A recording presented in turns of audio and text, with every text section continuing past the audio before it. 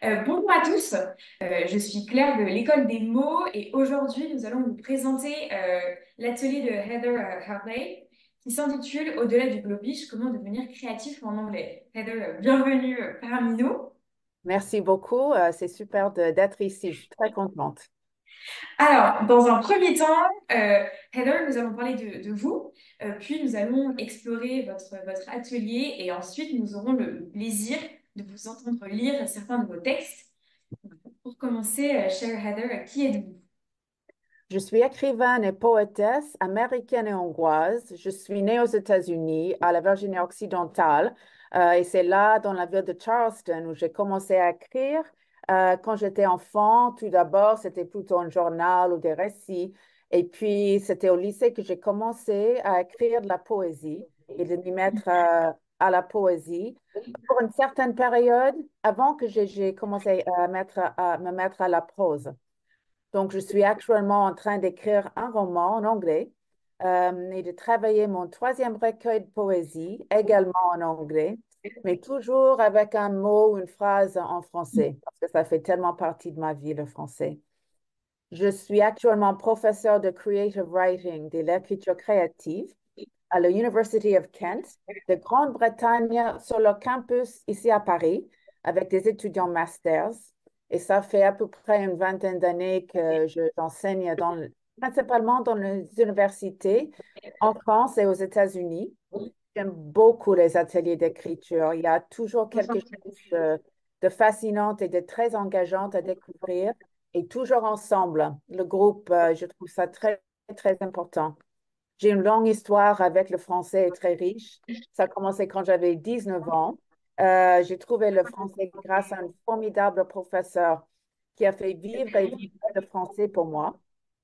Et j'ai commencé en lisant un peu Charles Baudelaire et Georges Sand à m'y mettre à la littérature française et de connaître un petit peu plus. Et je dois dire que c'était une histoire d'amour tout de suite avec la langue française. Et en même temps, un apprentissage très lent que je continue même maintenant, après plus de 2 décennies.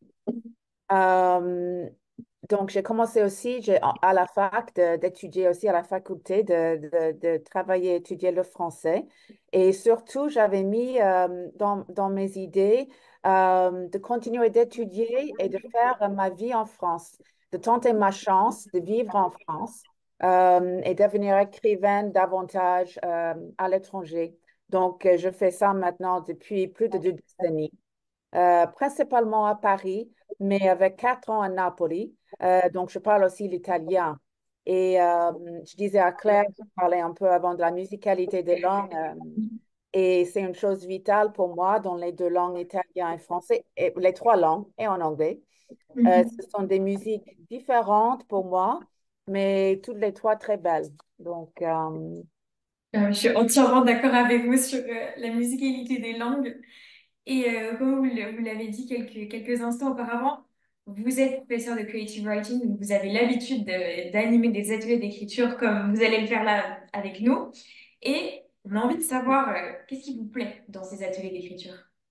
une chose que moi, que j'aime beaucoup, qui me plaît beaucoup, c'est le partage. Je trouve ça fondamental, que ce soit une brève phrase ou un paragraphe ou une page d'écriture entière. Le partage vraiment est vraiment fondamental. Ça crée un dialogue ou parfois plusieurs dialogues qui est très intéressant et très dynamique et toujours différent. La belle chose est qu'on peut continuer la conversation, on peut rajouter ou éditer ou peaufiner ou perfectionner ce qui a été créé entre les participants et avec moi. Donc, je trouve ça très intéressant. Chaque séance d'atelier est unique et on partage l'inspiration et le travail de l'écriture ensemble. Je suis toujours aussi d'accord avec vous et je pense qu'on a hâte de découvrir vos territoires de partage. Et justement, vous l'avez dit lorsque vous présentiez, vous aimez voyager. Donc, Oui. si nous, on part un peu, on commence à explorer des territoires hors de l'écriture, donc hors de votre écriture, est-ce que vous pouvez me parler peut-être de votre occupation préférée à part écrire? Oui. Donc, et ça a un lien avec le voyage, c'est-à-dire D'accord. marcher. J'adore marcher à travers Paris, mais aussi à la campagne, mais principalement à Paris, vraiment où j'aime flâner. Parce que le mot flânerie, pour moi, est primordial dans ma vie. Je marche tous les jours et même après une vingtaine d'années ici, je trouve toujours des endroits insolites et très beaux. C'est une découverte vraiment continuelle pour moi. J'aime aussi qu'il y a une longue histoire de flânerie urbaine à Paris, commençant avec Baudelaire bien un peu avant et en allant jusqu'à l'écrivaine américaine et française Lauren Elkin, qui a écrit un livre qui s'appelle Flâneuse, qui parle Mhm. de cinq femmes, pardon, de cinq villes différentes où les femmes marchent. Donc, la flânerie, c'est aussi une sorte de métaphore pour l'écriture. On flâne sur la page, on explore, on exprime, on découvre.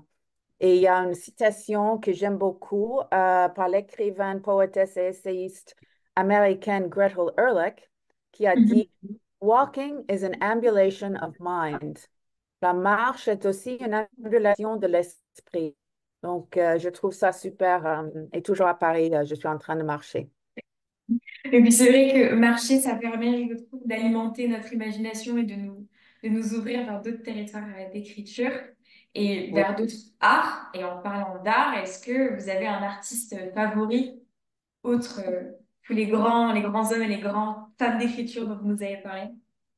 Oui, alors moi, j'aime beaucoup la peintre américaine Georgia O'Keeffe, Ok. euh, qui a vécu jusqu'à l'âge de 98 ans et elle a une longue vie riche et inspirante et ses tableaux, je trouve, majestueux, très poétiques, avec des couleurs vives, des fleurs et des paysages et des eaux, OS en français, le mot des eaux, bones, avec une sinuosité, une simplicité, ils sont surprenantes et profondes, ces tableaux. C'est la poésie sur l'étoile. Elle était prolifique, mais pas simplement avec l'écriture, la peinture, mais aussi avec l'écriture dans sa correspondance, parce que pendant plus de 30 ans, elle a échangé avec son bien-aimé, le photographe renommé Alfred Stieglitz, plus de 100 Mhm. 000 lettres. Donc, c'est aussi un testament à l'écriture, aussi bien qu'à leur union. Et une citation, parce que j'aime beaucoup les citations, qu'elle avait dit, c'est My painting is what I have to give back to the world for what the world gives to me. Ma peinture est ce que j'ai à rendre au monde pour ce que le monde me donne. Et je trouve ça très intéressant. Et assez parlant aussi, effectivement. Oui, Et là, si on décide de s'enfoncer un peu plus profond dans l'art, on va parler de votre atelier. oui. Et au-delà du globish, comment devenir créatif en anglais. Et moi, j'ai envie de savoir pourquoi ce thème d'atelier. Oui, pour nous orienter dans mon atelier, je suis très contente de pouvoir faire cet atelier. Très contente. J'ai choisi un peu le thème de voyage aussi. Donc, on parle beaucoup de voyage avec moi parce que ça fait partie de ma vie professionnelle et personnelle. Et cette idée d'aborder, explorer notre écriture en anglais et ou en français, aussi bien de lire des textes dans ces deux langues, parce que l'idée du voyage répond pas simplement à nos vies de tous les jours et ce qu'on fait pendant la journée, mais aussi nos voyages plus loin dans les idées, dans les réflexions, c'est-à-dire dans l'écriture elle-même, si vous voulez, que ce Mhm. soit en anglais ou en français. Et un lien très intéressant avec la traduction et les deux langues se parlent. Donc, c'est très intéressant d'explorer cela. L'idée du voyage peut apporter beaucoup à la page blanche, que ce soit une feuille de papier ou sur l'écran de votre ordinateur. Et l'important, c'est de pouvoir exprimer nos idées. Et donc, on va vraiment explorer cela. Et est-ce que vous pouvez nous dire un peu plus comment va se dérouler cet atelier, justement? Bien sûr, pour nous mettre dans l'atmosphère d'écrire, nous allons commencer avec un mini temps d'écriture. Je dirais 10 minutes, plus ou moins. Il y aura Mhm. une contrainte donnée, ce qui en anglais est un writing prompt. Et il y aura deux, trois de ces moments parsemés à travers l'atelier. Comme ça, on a le temps vraiment de nous mettre à écrire ensemble. Et puis, nous allons souvent partager ce qu'on avait écrit, une manière de faire connaître l'un l'autre et de souder notre groupe. parce que j'ai parlé un peu avant cette idée de groupe et de participants et les dialogues qui peuvent se créer que je trouve très important et très intéressant, qui portent beaucoup. Nous allons discuter des textes en anglais et les traductions en français, de la presse écrite à la fiction contemporaine. Et ce qui est excellent moi, je trouve dans un atelier d'écriture, que parfois on ne sait pas exactement où nos conversations et nos réflexions vont nous emmener. C'est la beauté de l'écriture, cette dérive, si vous voulez. Mhm. Très bien. Et est-ce que pour nous donner un petit avant-goût de ce qui se passera dans votre atelier, vous pouvez peut-être nous partager une consigne que vous aimez donner à vos élèves, ou vous pensez leur donner? Bien sûr, oui, oui. Un exercice que moi j'aime beaucoup donner dans les ateliers, une sorte de contrainte, une phrase qui sert comme un point de départ, I remember, ou je me souviens. Parce qu'il y avait deux écrivains, dont un américain, Joe Bernard, et puis un français, Georges Perec, qui avaient écrit des livres qui s'appellent soit I remember, soit je me souviens. Joe Bernard avait publié son livre en 70. Et c'est un livre, le livre est une liste de phrases liées par ces deux mots, I remember. C'est dans un sens une litanie et les sujets, les idées de les phrases varient beaucoup, mais elles sont tous liées par cette idée I remember. Et 8 ans plus tard, Georges Perec a publié son livre Je me souviens. Et donc, on a des exemples de cette contrainte en anglais aussi bien qu'en français. Et c'est un exercice à la fois lyrique et pratique. Et quelque chose de nouveau surgit dans l'écriture, moi, ce que je trouve. C'est une contrainte simple qui peut faire voyager loin sur la page et dans les réflexions. Ce partage. Et avant de conclure cette vidéo, j'aimerais vous écouter un peu plus et j'aimerais vous écouter partager peut-être un extrait d'un des textes que vous écrivez afin que les élèves puissent vous découvrir un peu plus encore. OK, très bien. Donc, je vais vous lire un poème de mon premier recueil de poésie, Knock Knock. Et c'est à propos de la flânerie qui se passe dans le jardin de Luxembourg. Epilogue in a city garden. An old couple bent, the lady with the humpback, the man with the cane and small moved barely across the way in front of me. I try to read. Looking up from the edge of my book, their shuffling feet chalk up white ground and rise cursive from the margin where I start up in my olive metal chair, indentions on my back and legs, their narrow bodies like Roman numerals. How many chapters have they lived together? Enough to hump her back the shape of an N, and he bent over into his cane, pressing down on the earth, pressing up against him the letter R.